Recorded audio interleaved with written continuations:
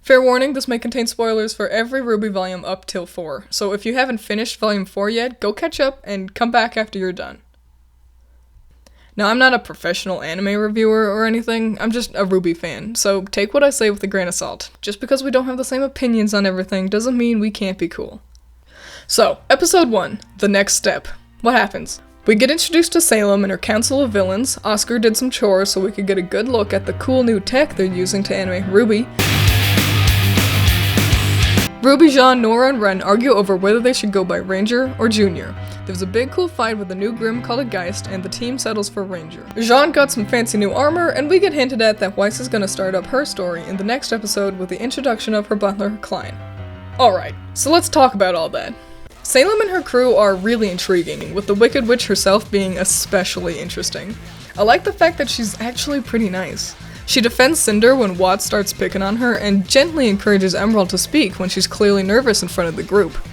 All these people follow Salem for a reason, so having her be approachable is far more interesting than having her simply bark orders around. We unfortunately didn't get to see much of Hazel or Watts, but what we did get to see just makes me want to know more about them. Watts especially seems interesting, since he's clearly an aristocrat. People with money don't usually follow the big bads in shows like this, since they can just buy their way into powerful positions.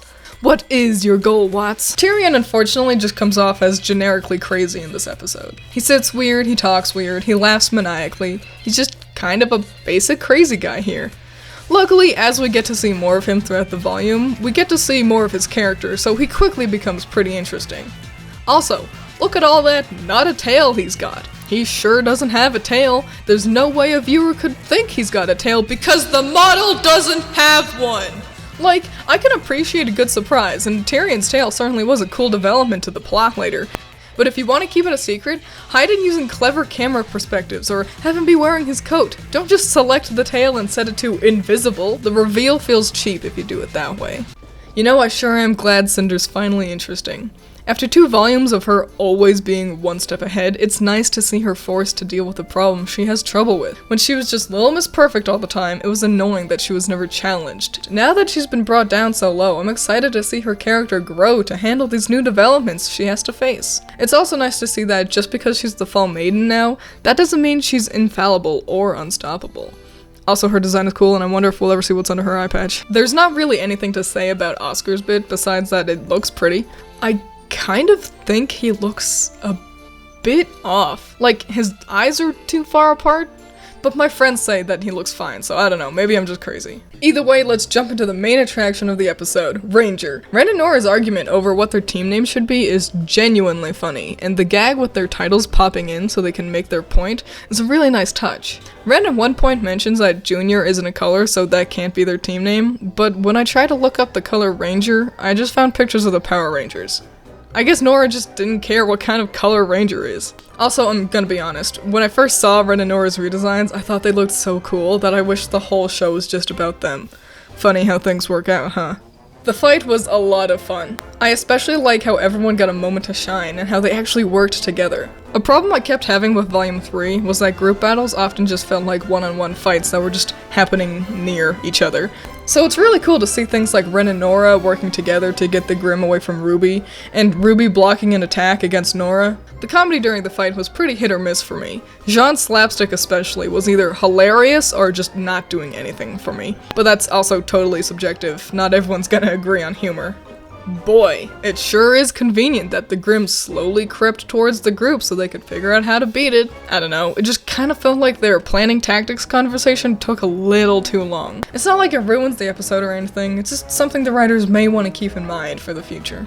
RWBY and Nora's team attack was epic! I'm excited to see how they use this move to handle situations in the future, and what other team attacks are available with this particular group of heroes. I don't know, but I'm excited to find out.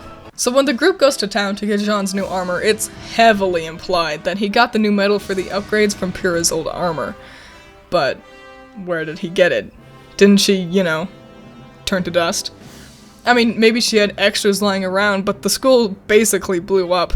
I don't know if Jean would have been able to just get into her locker and grab some armor. Wherever he got it from, it's still pretty cool to see her get acknowledged like this. It's like she's still protecting him. Okay, so the part with RWBY laughing at Jean's hoodie, wasn't very good. It doesn't help that it's just not very funny. Jean mentions that it's a character from a cereal box. It'd be like laughing at your friend because they've got a t-shirt with a Trix rabbit on it. Also, the execution just doesn't work well.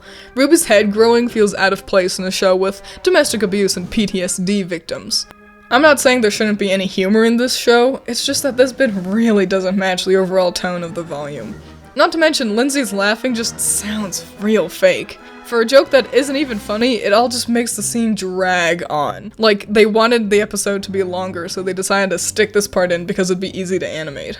That aside, the gang's departure from the town is very sweet, with the calm melody in the background and getting a small taste of their goofy nature.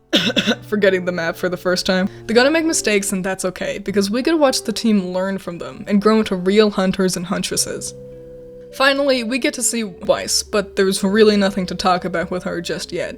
Well, except for one thing. Weiss, don't you think your skirt's a little short? It's really only a problem when she's sitting down. I know it wouldn't happen, but every now and then I get a little scared that we're gonna get an accidental panty shot. I guess she'll just have to be careful when she's doing all her flips and twirls when in combat.